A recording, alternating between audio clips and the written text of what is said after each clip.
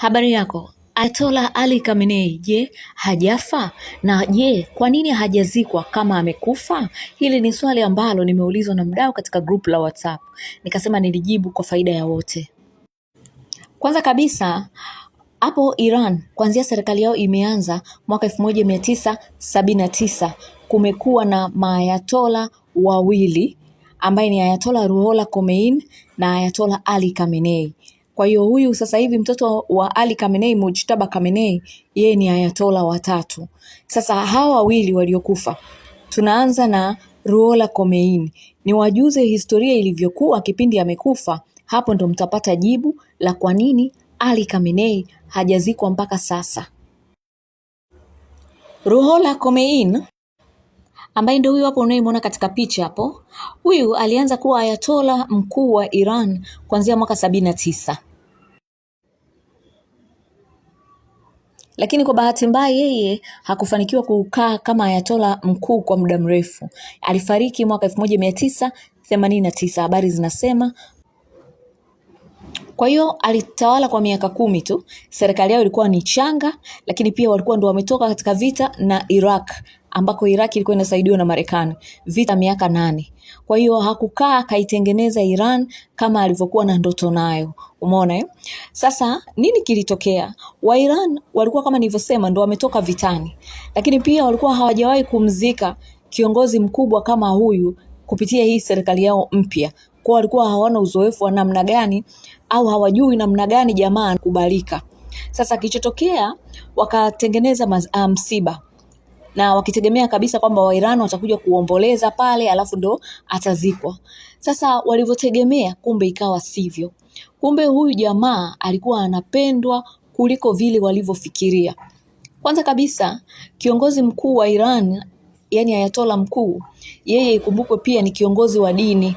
Kwa hiyo maana yake ni kwamba huyo watu wanampenda kisiasa, lakini na wengine wanampenda kwa sababu ya dini yao na dhehebu lao la Shia.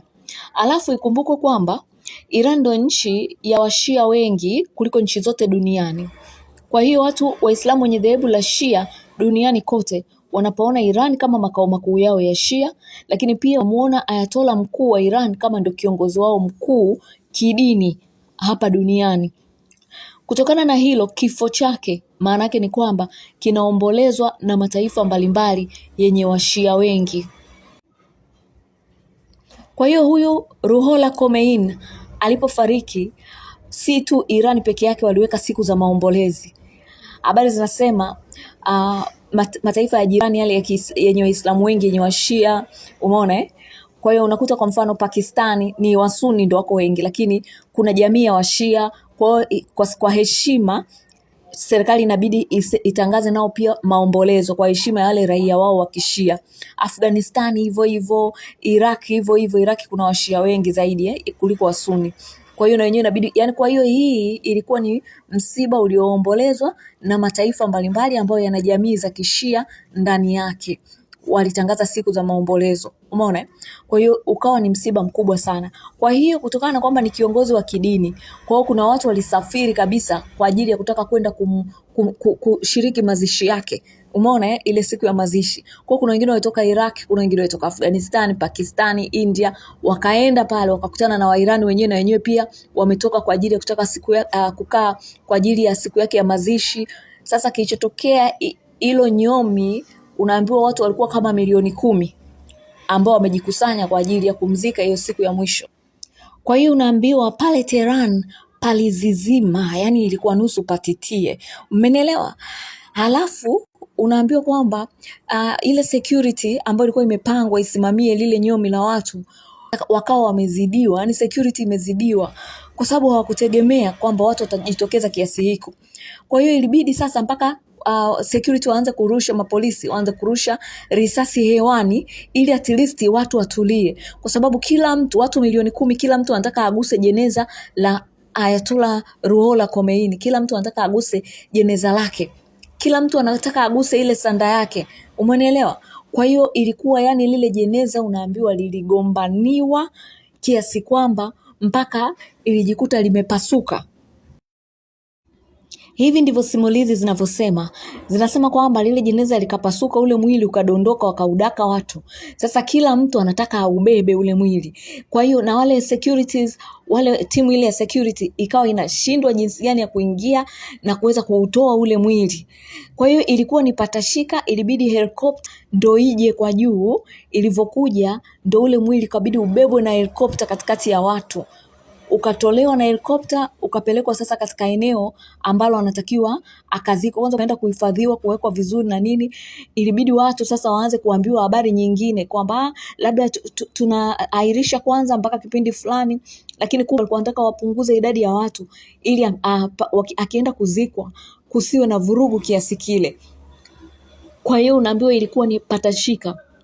Watu walijeruhiwa karibu 10,000 katika hilo tukio. Lakini kuna wengine mpaka walipoteza maisha. Umeona watu jinsi walivyokuwa wanataka kumzika huyu, na huyu alifariki kwa maradhi. Mmenipata? Lakini ilikuwa ni balaa. Kwa hiyo baada ya pale timu ile ya security ikaenda ikajipanga upya na nini, ikajiandaa jinsi ya kuhimili umati mkubwa sana wa watu na nini na nini, ndio baadaye wakaweza kumfanikisha kumzika katika mji mwingine na kwa utulivu. Lakini ilikuwa ni balaa kubwa sana. Kwa hiyo bwana, kutokana na hilo sasa, fikiria huyu Ali Khamenei ambaye amefariki kipindi hiki cha mitandao ya kijamii, watu wanapeana taarifa mapema namna ya kwenda katika mazishi, lakini pia ambaye amefariki kwa kupigwa kwa kudondoshewa makombora na Marekani. Kwa hiyo watu wanahuruma naye zaidi ya hata yule aliyefariki kwa sababu ya kifo ambacho kimepangwa tu na Mwenyezi Mungu. Sasa Ali Khamenei watu wana uchungu naye mara mbili yake. Mmenielewa? Kwa maana hiyo Wairani wenyewe serikali yao inawaza huo msiba, yani hao mazishi yatafanyikaje? Kwa sababu kila mtu, yani Washia huko duniani kote, na sasa hivi sasa raia wengi maeneo mbalimbali duniani wameweka habari za udhehebu pembeni. Kwa hiyo huyo Ali Khamenei sasa hivi anaonekana shujaa wa Washia, wa Sunni, anaonekana shujaa wa Wakristo wapenda haki. Umeona? Tunaona kule mataifa kama ya wazungu kwa wamuongelei tena kama vibaya, kama dikteta, bali anaongelewa kama shujaa. Umeona? Kwa kitendo kile cha kukubali kufa bila kujificha, basi hicho wananchi wake ndo kabisa wamezidi kumpenda, hata wale waliokuwa wanakosoa sera zake. Kwa maana hiyo mazishi ya huyu jamaa inasadikika yanaweza yakawa mara mbili ya mazishi ya Ayatollah wao wa kwanza. Mmenielewa Na sasa hivi watu wanaweza kumove kirahisi. Kwa hiyo inasadikika kwamba inaweza ikawa tena sio watu milioni 10. Pengine tunaweza tukashuhudia watu hata milioni 20 au milioni 15. Umeona Tehran ile inaweza ikatitia ile. Kutokana na hilo, alafu na hao watu bado wako vitani. Kwa sababu kumbukeni Marekani kasimamisha tu mashambulizi kwa baada ya kushindwa kashindwa vita, kasimamisha mashambulizi. Kutokana pia na kivuko cha Hormuz ameshindwa kukifungua. Lakini sio kwamba vita imeisha. Umeona? Sasa kutokana na hilo watu bado wako vitani. Hawamwamini Israel. Israel ana tabia ya kukiuka haki za binadamu. Tumeshuhudia akiua watu wengi sana kule Gaza. Kwa hiyo wanahofia usalama wa watu. Umeona? Wanahofia usalama wa viongozi, usalama wa watu. Kwa hiyo na watu watakapokusanyika wengi vile, maadui wanaweza kutumia mbinu yoyote ile, hata kwa kutumia majasusi, makundi ya kigaidi wakayapenyeza mule ndani katika ule mkusanyiko ili kutokea jambo la kutokea. Umeona? Wakapenyeza yale magaidi alafu wakasema ndo Wairani labda wanaandamana, labda wanaipindua serikali. Umeona? Kwa hiyo mengi yanaweza kutokea.